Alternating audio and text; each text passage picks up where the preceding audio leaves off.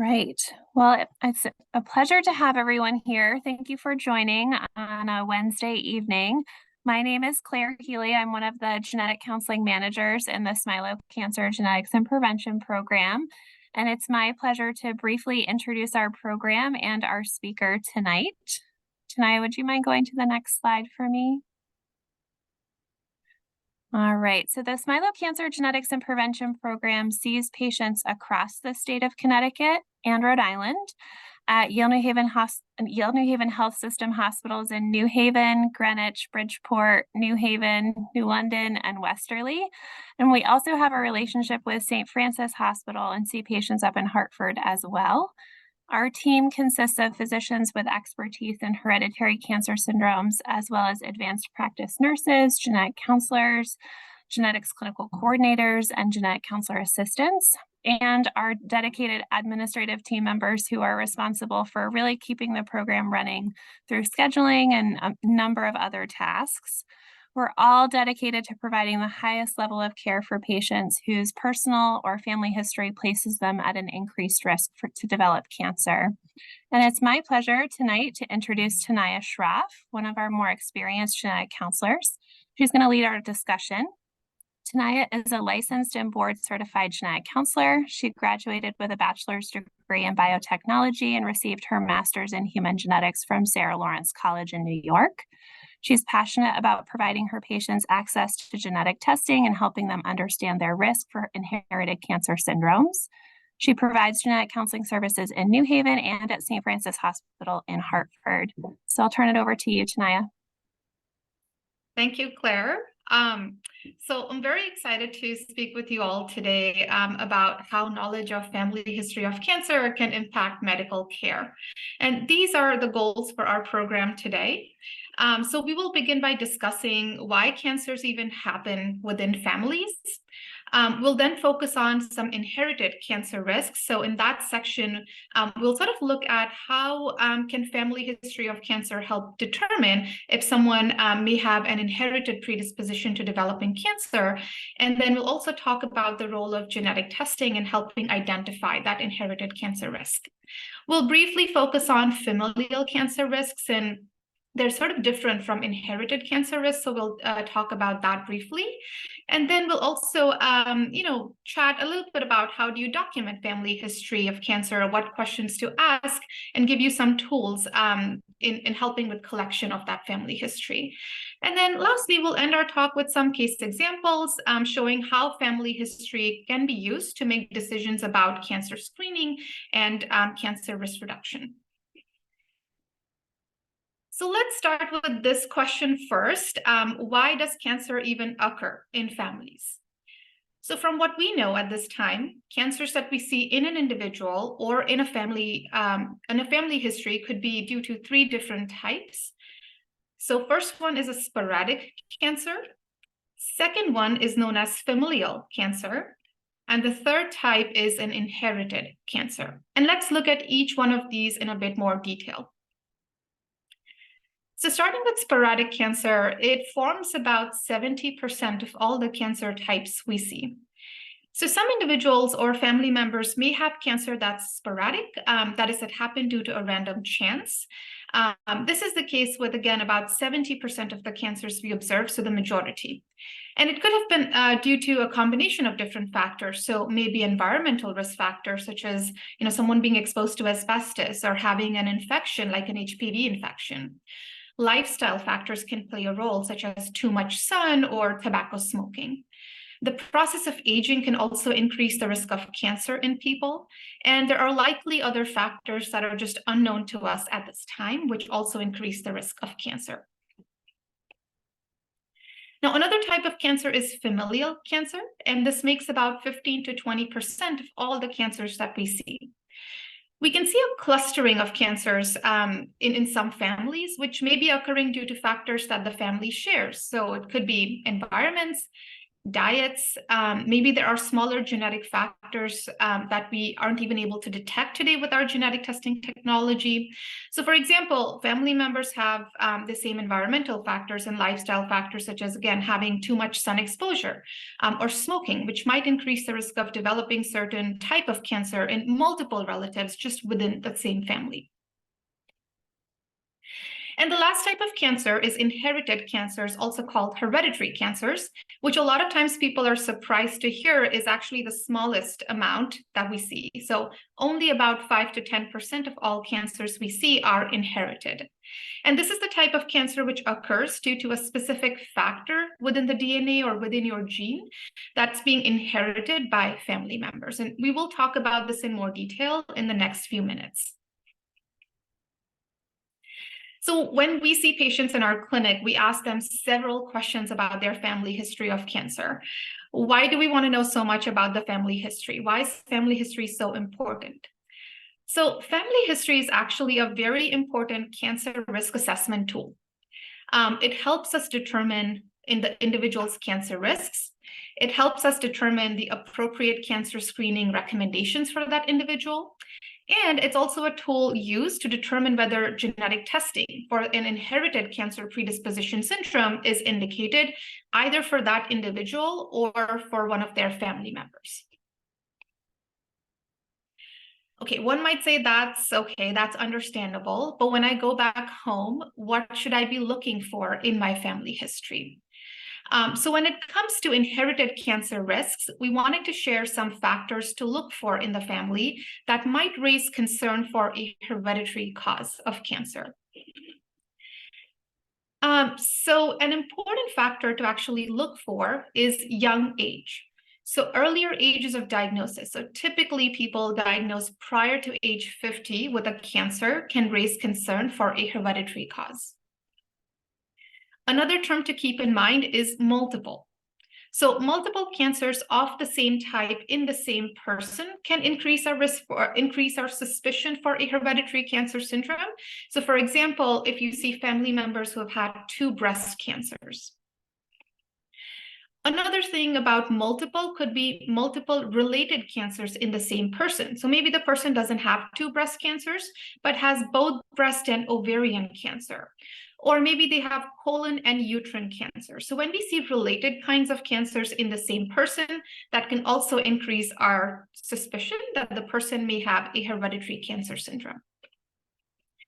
And when it comes to multiple, you can also look to see whether multiple people on the same side of the family have had the same type or related types of cancers. So let's say you have a family history where you're seeing 2 or more relatives on your mother's side of the family who've had kidney cancer. Or you're seeing someone in the family with pancreatic cancer, and you see another individual with breast cancer on the same side of the family. So those could also raise concern for a hereditary cause.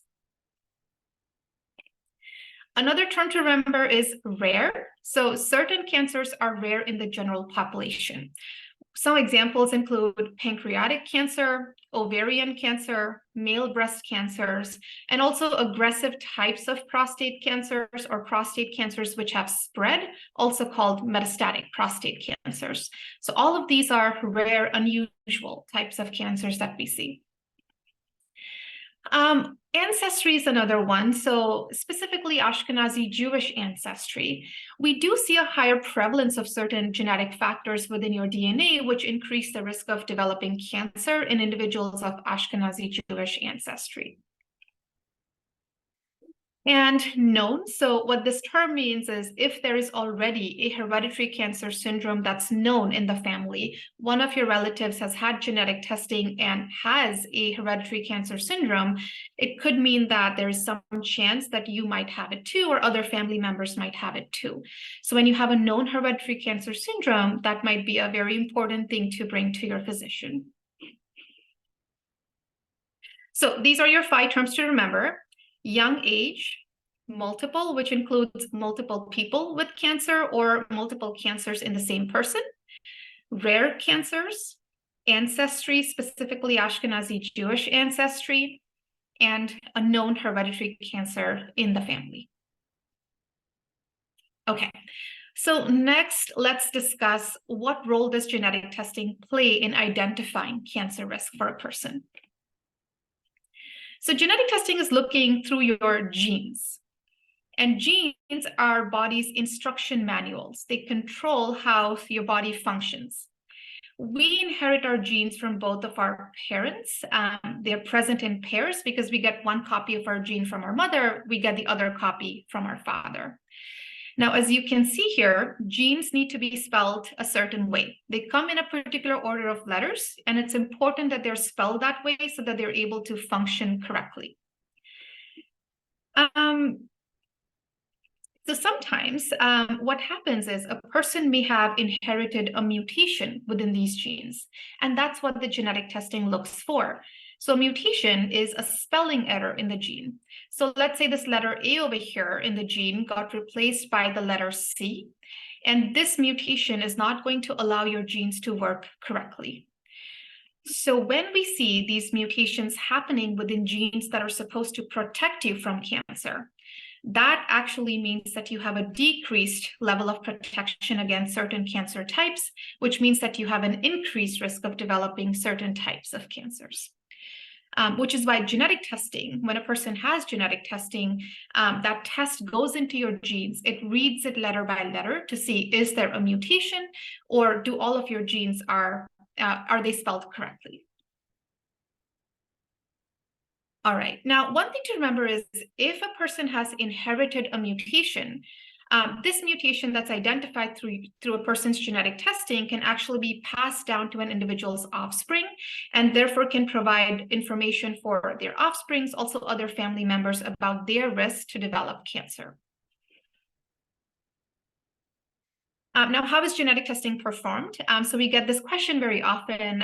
Sometimes patients think this may be a very invasive process, but genetic testing is actually performed from a blood sample. So that's the most common way of doing the test, but it can also be performed on other tissues. So saliva samples can be used for genetic testing, cheek swabs can be used for genetic testing, and in certain cases, we might need to use skin or other kinds of tissues to proceed with genetic testing as well. All right, so these are some benefits of genetic testing. Identifying a mutation. So when you find a mutation in a cancer gene, it can help clarify what your specific lifetime risk of developing cancer is.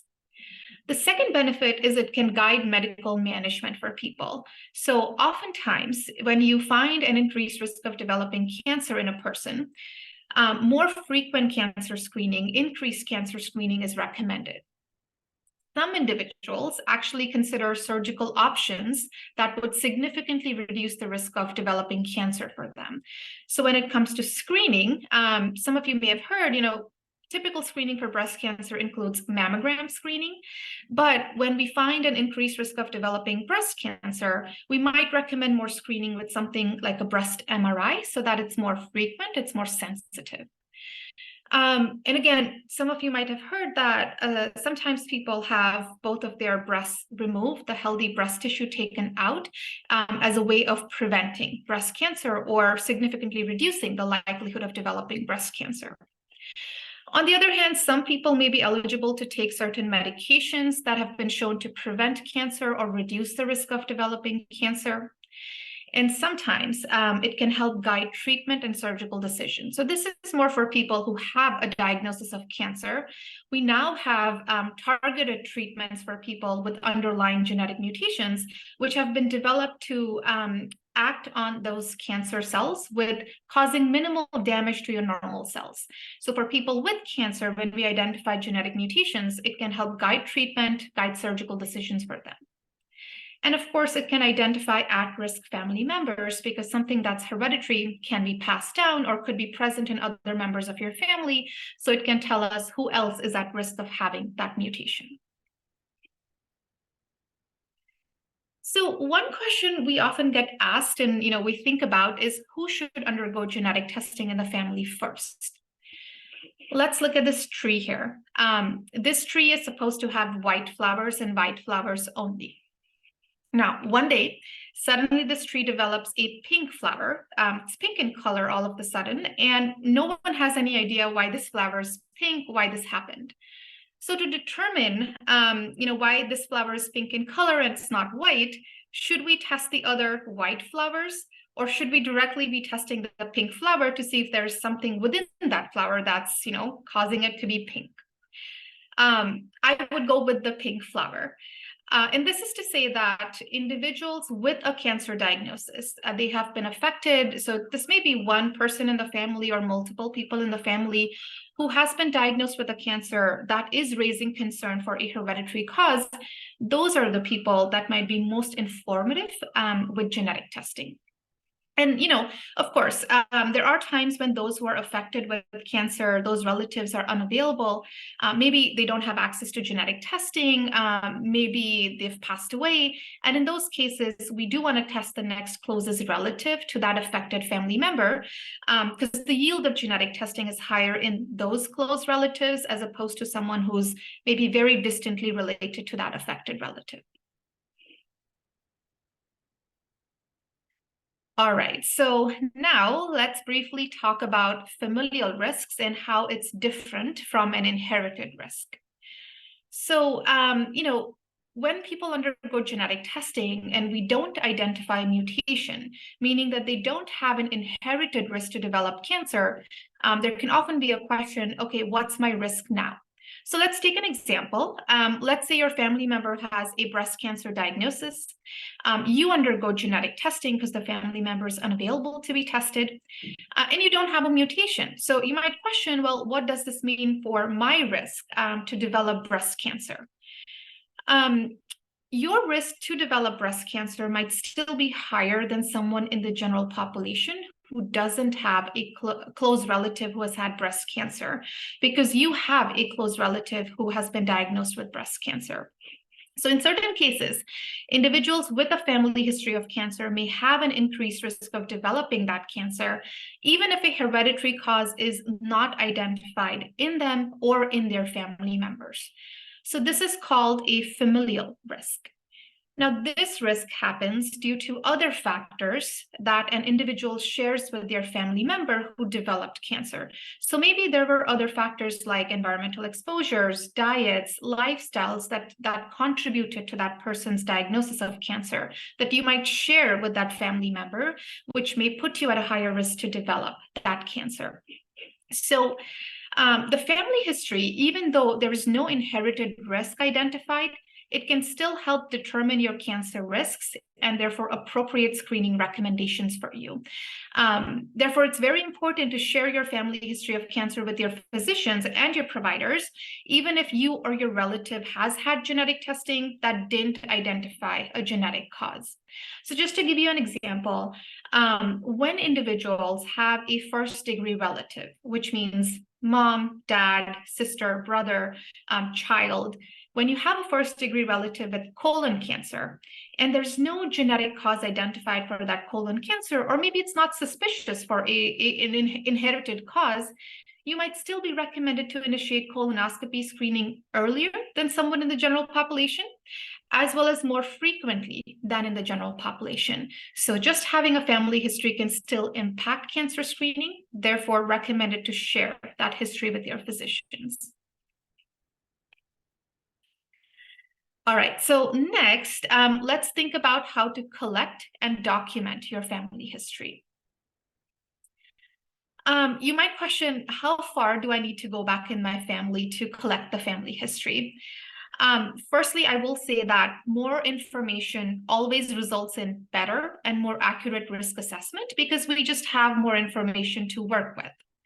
However, it's not always possible to go back 5 generations in your family and gather all of that information. So from our perspective, a more well-defined family history includes information about the following members on both sides of the family. First-degree relatives. So again, that includes your children, your parents, and full siblings. Full siblings meaning sisters and brothers that you share both your mom and your dad with.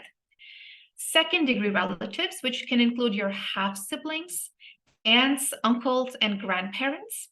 and third-degree relatives. So this includes your first cousins, meaning the children of your aunts and uncles. It could also extend to your great aunts and great uncles, meaning the brothers and sisters of your grandparents. So if you at least are able to gather that family history, that would be well defined and sufficient to make a good cancer risk assessment for you. So what questions do you want to ask about your family history? One thing to ask is, what is that family member's current age, or how old was that family member when they passed away? Again, it might be hard to, get an exact age for these family members. In that case, you can make an estimate. Think about whether the family member was in their 60s. You can make it more specific. Were they in their late 60s or their early 60s or their mid 60s? Same goes for ages at death. Another question to ask is, what was the cause of their death? Another question to ask is, were these relatives diagnosed with cancer? So you want to make a note of what the type of cancer was. And again, if you don't know specifics, you can, try to gather information about, was that in the head region? Was that in the abdominal region? Was that in the gynecological region? Because sometimes it's hard to know all of this information.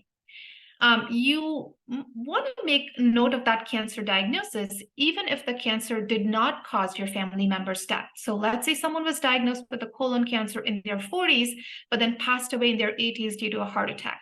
You still want to document that history of colon cancer, even though it didn't cause death. Sometimes family members can have risk factors to develop those cancers. So for example, tobacco use is a risk factor for lung cancer. Even though you know that the person had a risk factor to develop lung cancer, you still want to mention that history because sometimes that can still help with cancer risk assessment. So make a note regardless of whether the person didn't pass away of that cancer or had risk factors to develop those cancers. Very importantly, you want to document the age at diagnosis of cancer. That's a very important piece in our risk assessment because, again, remember, we're looking to see has someone had a young cancer diagnosis. Again, if you don't know the exact age, you can try to make a guess. You can try to find out, was that person older than age 50 when they were diagnosed, or were they younger than age 50? If you find out that someone has had the same cancer twice, so maybe you had a grandmother who had breast cancer in their early 40s and then had another breast cancer in their late 40s. One thing to try to find out is, was this a new cancer? Meaning, was it a completely different cancer from their first diagnosis? Did it happen in the same breast? Was it in the opposite breast? Or was it a recurrence? Meaning, did the same cancer come back either in the same location or in the different part of the body? So this can really help with our risk assessment. You could also ask about lifestyle or environmental risk factors. What was their social history? What were these people exposed to? For example, was there a history of smoking, consuming alcohol excessively, maybe working in an environment with exposure to chemicals or asbestos? Again, you want to think about, is there any Ashkenazi Jewish background in the family? And again, this is not so much related to cancer, but you could ask about other common medical conditions present in the family. So did anyone have heart diseases? Was there a diagnosis of intellectual disability? Did someone have memory loss at a young age? Diabetes, high blood pressure, hearing loss, again, especially at a young age. All of this information can be helpful for your physicians to make a determination of what might be the next best steps in managing some of your risks for you. Okay. So that was a lot of information to keep track of. And this picture here sort of represents how one might feel, with all the information that they've collected. Now, the question is, how do you organize this information to be able to present it to other family members, to present it to your physicians? One option is to just make a list. This chart here, it's a relatively simple chart to make where you could document all of your relatives, their ages at death, their cancer diagnosis, and their social history. So you could create a column with the relative. You could say their current age or age at death. You can talk about their cancer history and the age at which they were diagnosed, and you can discuss their social history. And you could consider segregating these relatives by, children, siblings, maternal relatives, meaning relatives related to you through your mom's side of the family, and paternal relatives through your dad's side. So just as an example here, this person is documenting about their mother's history. So that's her mom. Died at age 50, had pancreatic cancer at age 49, and then social history includes smoked a pack per day for 25 years. On the other hand, you can see this person here, aunt on mom's side, this person doesn't know the exact age of their aunt, so they just guessed it as being in the 60s. No cancer diagnosis, no social history to make note of. So even if people have not had a cancer diagnosis, it might still be helpful to have that in your list. And the other option is to draw it. So this is exactly the same family history that I showed you previously, which was in the list form. But sometimes people like to draw it out because it helps them visualize the family history better. So I'll just orient you here. So these are simply known as family trees or pedigrees. Circles are representing females in the family. It might be helpful to just put an arrow or indicate that this is you. So let's say this is Jane's family history. So here is her name, and below it is her age. This is Jane's generation. So you can see this is the sister, brother, so males are represented by squares. This is the generation below Jane, so that's Jane's children. You can, of course, write down specific names. Instead of son and daughter, write down your children's names here. And then if you go up here, you can see the mom that we saw in the list. So she's shaded because she has a cancer diagnosis. And there is a line passing through her because she's passed away. So that's one way of representing that someone has passed away. And below here is the cancer diagnosis. So pancreatic cancer diagnosed at age 49, smoked a pack per day for 25 years. And so that's her mother's generation. So you can see her maternal uncle here, maternal uncle's son.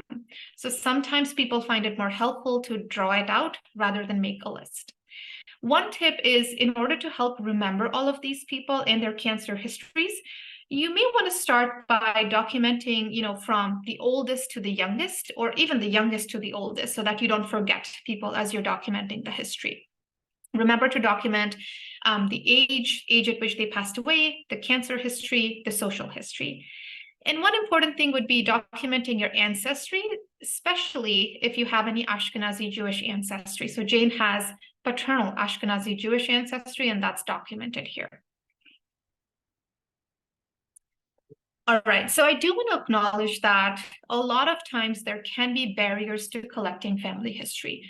Not everyone has information about all of their family members, and this could be due to various reasons. Firstly, someone could be adopted. So in that case, maybe that person does not have any information about any of their biological relatives. So this can make it very difficult. Maybe they have contact with some of their biological relatives, but still don't know a lot of their family history. Another thing could be that you're just not in contact with one or more of your family members. Maybe they live in a different country. Maybe you're estranged. Maybe you're not in contact because they just grew distant. Another thing that could happen is, even if you go and ask your family members about a certain family member, they might also not know that information. Again, it could be because someone moved away to a different country and just lost contact. So I will say, when we see these barriers in collecting the family history, it can limit our risk assessment. It can limit our ability to look for some of those red flags that we mentioned. However, we work with the information we have. I will say it's very normal to not have information about every relative in the family. And when you meet with a genetic counselor, they'll sit down with you to discuss what the limitations are and what we know about the family and what can be determined based on the information that we know. And I will say, when we sit down with these patients, our risk assessment is very individual to each patient. It depends on what's known about their family history and what's not. So I will say, if you do not have your family history information about one relative, multiple relatives, or all of your relatives, that shouldn't be a barrier for you to speak with your physicians if you're concerned about hereditary risks. I would still encourage you to go and talk to your physicians, talk about these limitations, and even seek genetic counseling. Okay. Now, I will say it may be difficult for someone alone to sit down and gather all of their family history information themselves. So what I would say is, family members can come together and collaborate to document some of this family history. Now, I will say there are some online shared documents. An example could be Google Docs that can be used to share family history information. So what could happen is maybe you create this document and you share this link with your family members, with your relatives. And everyone with that link can go in and, maybe document their own family history and even type in family history about other family members that you might not know, but they might know. One thing to keep in mind, though, when you're sharing such document links is to make sure it stays within the family so that your information remains personal.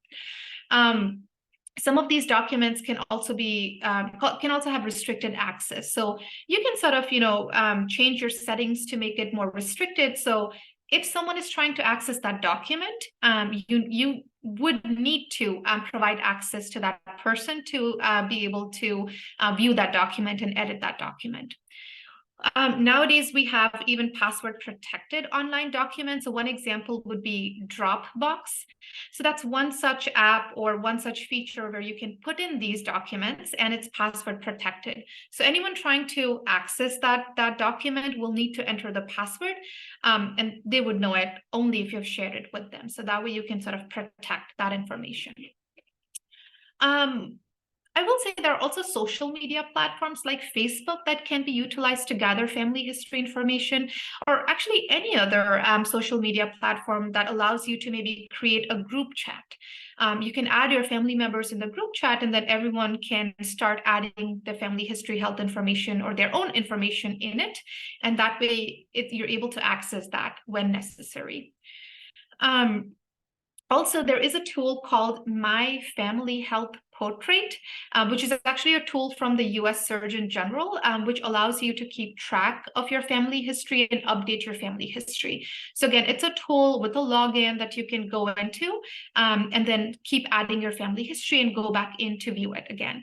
Again, this may not be collaborative, but it's just one tool you can use to just save all of your information.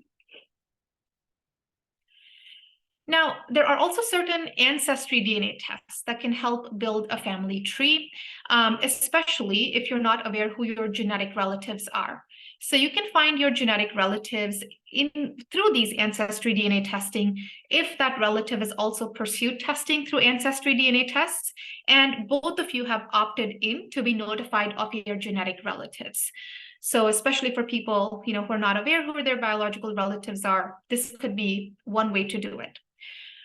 What is important to keep in mind, though, that although ancestry testing can be a fun and interesting and helpful way to know about your family members, it's important to understand the privacy risks that come with it. So it's important to read the genetic testing company's privacy policy, which describes how your information can be used by that company, what control you have over that information, who else can this information be shared with, and how can your information be used. So when you are logging in and registering for these tests, make sure to read through their consent form and choose if you want to opt in or opt out of some of these features and how your family history or your history can be used for research, etc. And also, sometimes some of these ancestry tests now include some clinical testing, some medical testing also along with the ancestry DNA. So they sort of give it to you as a bundle. So if you are pursuing that sort of testing, it's also important to understand the limitations of that clinical test that you're opting in for. And lastly, there are online resources such as Family Search, which is actually an archive of historical documents where you might end up finding records of life events such as birth, death, marriages of your relatives. So, if you're looking for some of that information, that might be a helpful tool to also access. Okay, so this is the last part of the talk. I wanted to give you some case examples and show you through them how the family history of cancer can impact someone's screening and cancer prevention. And I have 3 of these examples for you. So let's start with case 1 here, which is Sarah's family history. So this is Sarah over here. She's 38-year-old female, no personal history of cancer. Her mother was diagnosed with pancreatic cancer at age 49. Her maternal uncle was diagnosed with breast cancer at age 70. Maternal uncle's son, so her maternal first cousin, was diagnosed with prostate cancer at age 55. And then her maternal grandmother was diagnosed with breast cancer at age 50. There were no cancers that Sarah knows of on her dad's side of the family. So when Sarah comes in for genetic counseling, the genetic counselor discusses this family history with Sarah and reviews all the different hereditary cancer syndromes that the genetic counselor is suspicious of based on Sarah's family history. There's also a discussion about all the different genetic testing options Sarah has, the benefits and limitations of pursuing genetic testing in a lot of detail. And upon understanding the risks, benefits, and limitations of genetic testing, Sarah does move forward with the genetic test. Now, when Sarah's results come back, they actually show that Sarah has a mutation, a harmful change in a gene called BRCA1, which some of you may have actually heard it as the BRCA gene. So this is the BRCA1 gene in which Sarah has the mutation. Now, what does this mean for Sarah? In the general population, if you see in this middle column right here, all of us are born with some baseline risk of developing cancer. But having this mutation in the BRCA1 gene or BRCA1 gene means that Sarah's risk of developing certain cancers is higher than someone in the general population.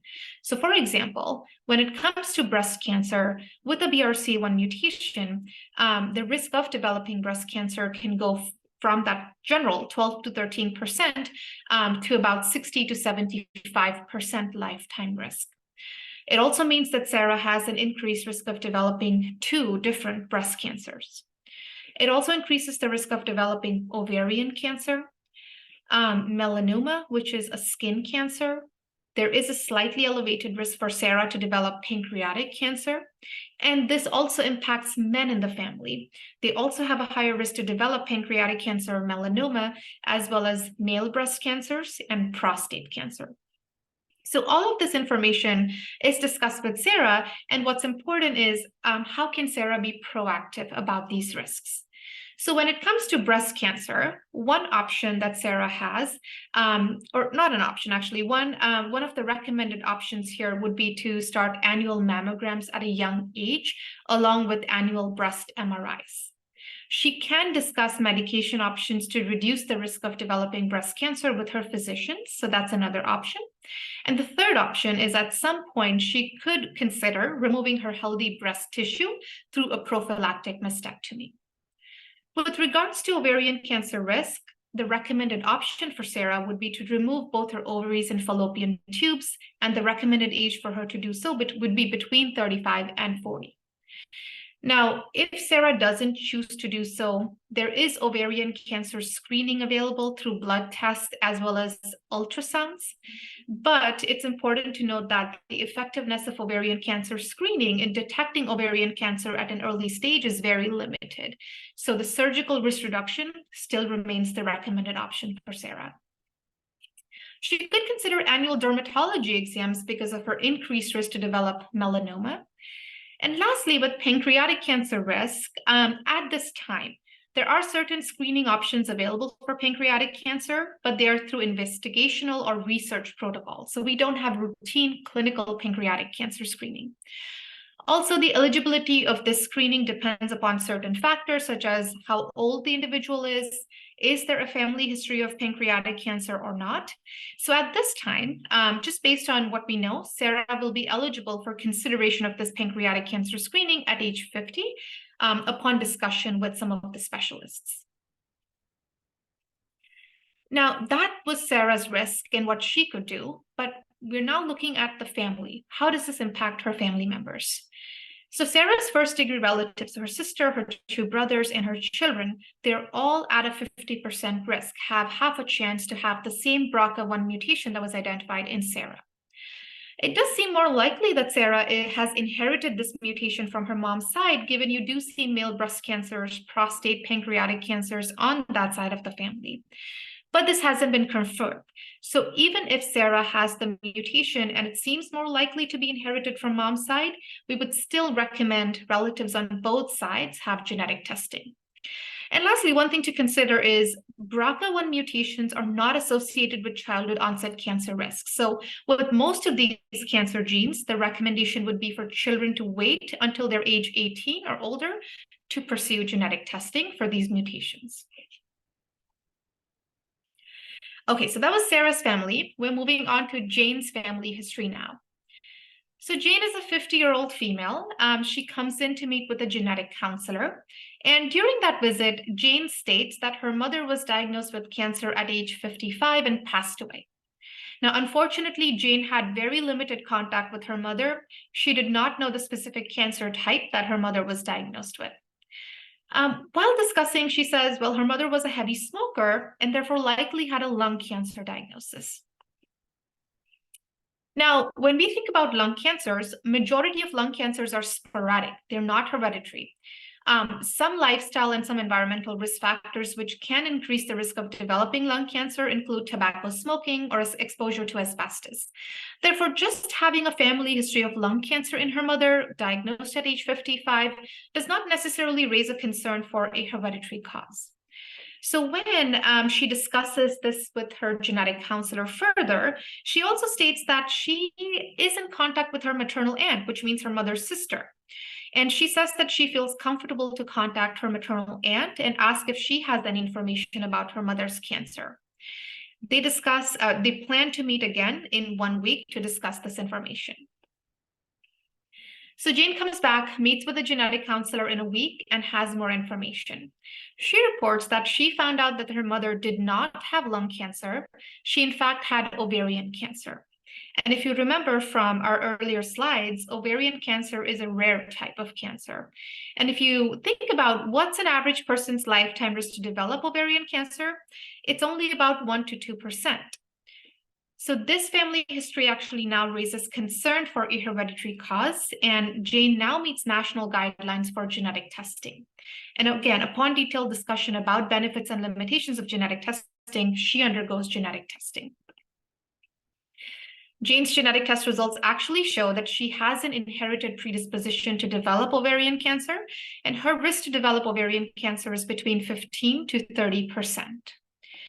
And then she is able to meet with a high-risk gynecologist, oncologist that can discuss with her what the cancer screening looks like for ovarian cancer, what are the cancer risk reduction options, and discuss the benefits and limitations of each. She understands that ovarian cancer screening is not very effective in detecting ovarian cancer at an early stage. She does elect to decrease the risk of developing ovarian cancer by removing both her ovaries and her fallopian tubes. So this just goes to show, clarifying what your family history is can really change the assessment, can change how, genetic testing might be offered to you and what the outcome of that could be. So here, Jane really thought it was lung cancer, turned out ovarian cancer, and she did find out she had a higher risk and had a risk reduction. And the last case here is Alex's family history. So this is Alex here. He's a 30-year-old unaffected male, and he was referred to genetic counseling because of his father's history of colon cancer. So his father, who's currently still living, is 61, was diagnosed with colon cancer when he was about age 45. So this again is an early onset cancer, given it was diagnosed prior to age 50, and this does raise concern for a hereditary cause. And even if it does, and Alex is the one meeting with a genetic counselor, who should really undergo genetic testing first here? So in this case, the more informative candidate is the father who had the colon cancer, since he has the diagnosis. So he's the most informative person to have genetic testing. So then Alex's father meets with a genetic counselor. He does elect to undergo genetic testing for genes associated with colon cancer. His genetic test results are negative. So Alex's father does not have a mutation, a spelling error in any of the genes analyzed. Now, what does this mean? What caused Alex's father's colon cancer? The first and the more likely explanation is that the colon cancer is not hereditary. It was instead caused by a combination of factors, including environmental factors, lifestyle factors that maybe Alex's father had. It could also mean that maybe there is a mutation in a different gene that's associated with cancer that we just haven't identified yet as of 2023. Genetics is evolving, so maybe there are some things about these genes that we don't know of. Maybe there are genes that we just haven't discovered yet. So he could have a mutation, but in a gene that just hasn't been identified. And the third possibility, technically speaking, it is possible that there was a mutation in the genes that Alex's father underwent genetic testing for, but we just could not pick up that mutation with the current genetic testing technology. So again, if you've had genetic testing 20 years ago, it might be worthwhile to think about updated genetic testing because our testing technology improves over time. And so this could be the case with Alex's father, that there is something in his genes that we just couldn't pick up this time. Now, what does this mean for Alex? Now, since there were no mutations identified in any of the genes analyzed, the likelihood that Alex has inherited a mutation in any of those genes from his father is greatly reduced, because he is going to receive his genes from his parents. And if his father does not have a mutation, he's not at risk of inheriting a mutation from his father. But even though there was no inherited risk identified, there could still be a familial risk. So this does change Alex's colonoscopy recommendations.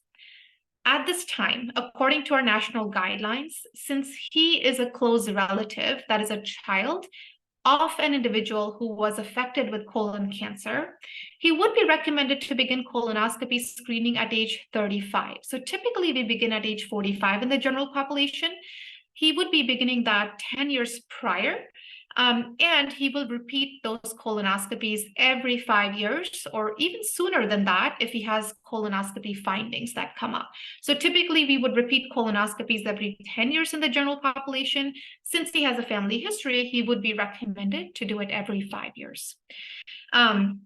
So again, even though an inherited cause was not identified, there could still be a familial risk, which can then change your recommendations for cancer screening.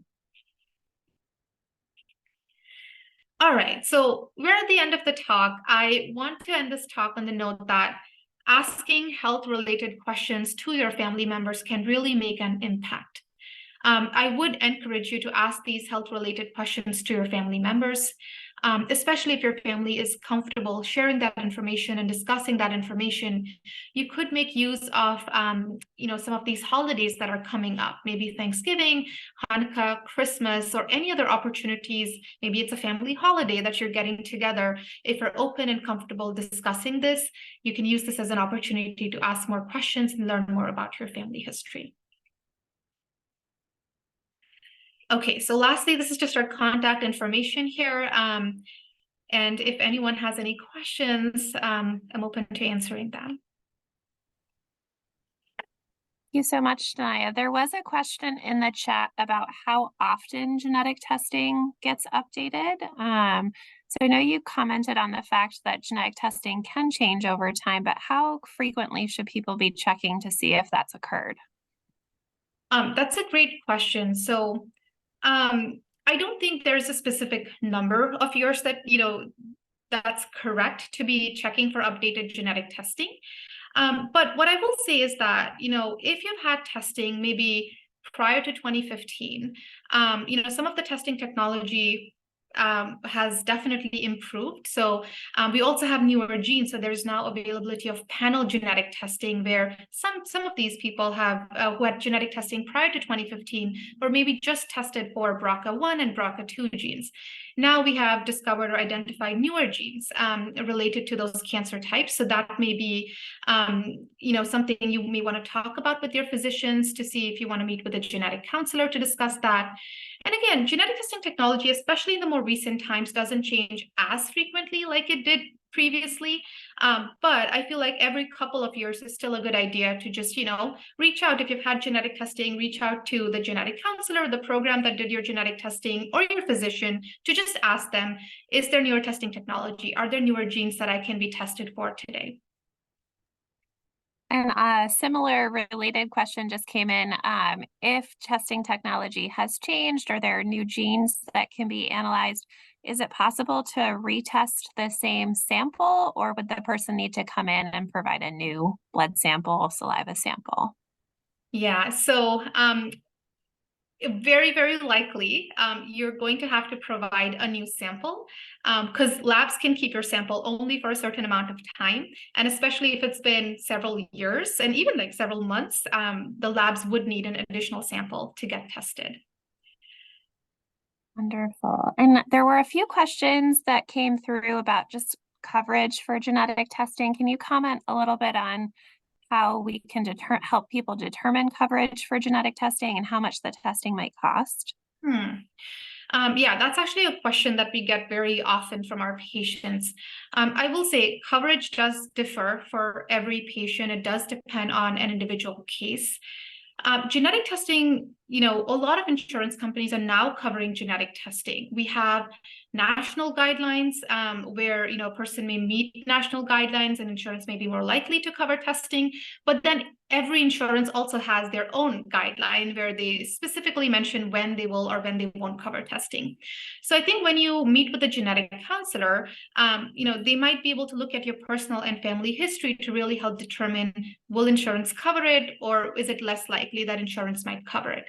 I will say that even in cases where the out-of-pocket cost for patients when going through insurance is very high, or maybe they don't meet the insurance criteria for genetic testing, but genetic testing is clinically recommended or indicated, there are some out-of-pocket options. So certain labs can offer genetic testing for patients for sort of a reduced cost of about $250. So multiple labs do offer that as well.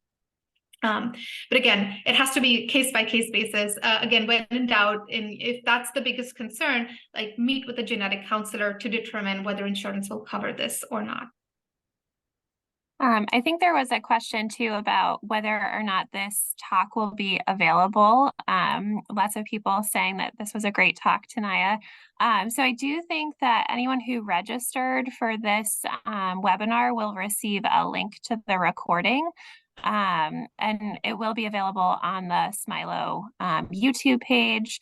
And so you should be able to find it there as well. And I did put into the chat a wonderful resource that Tanaya created, just a PDF that you can use to collect your family history. So you can look for that in the chat, and maybe there's a way that Renee could help us distribute that to the people who registered as well. I'll connect with her on that. There are a few questions in the chat about variants of uncertain significance, Tanaya. Do you mind just kind of quickly running through what a variant of uncertain significance is and how often people should be following up if they had a variant identified? Yes, of course. For people who might be hearing this for the first time, anytime someone has genetic testing, there are three possible outcomes. So when we find a mutation, we call it a positive outcome. When we don't find a mutation, we call it a negative outcome. But sometimes, labs might, when they're going through your genes and reading them letter by letter, they might stumble across changes in the spelling of your gene or certain variations within your gene that they haven't seen before. Or maybe they have very limited information about those changes and sort of what role it plays in development of cancer. One reason variants of uncertain significance, they can be due to two things. One is it's just a benign change that makes you different and unique from someone in the general population, plays no role in development of cancer. This is about 90% of all the variants that we find that are classified as uncertain. On the other hand, there are some variants that might get upgraded eventually, and we could find out that they actually do increase the risk of a person to develop cancer. When we find uncertain results, most labs have the ability to reclassify these results by studying them over time. And this could take about 6 months. For some people, it can take about 10 years also. So it all depends on how much data the lab has about those variants.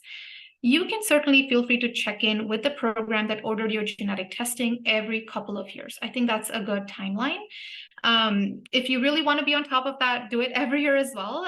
But sometimes do know that these can take a very, very long time to get reclassified. But I think it's a very good idea to keep in touch with those programs. For example, our program, we automatically notify our patients when we see an update in those variants of uncertain significance. All right. And then some other questions just about maybe other resources for patients to be able to determine their risk for cancer. I'll go ahead and answer this and say that I think a genetic counselor, maybe I'm a little biased, is one of your best resources for helping you determine whether or not you may be at increased risk for cancer.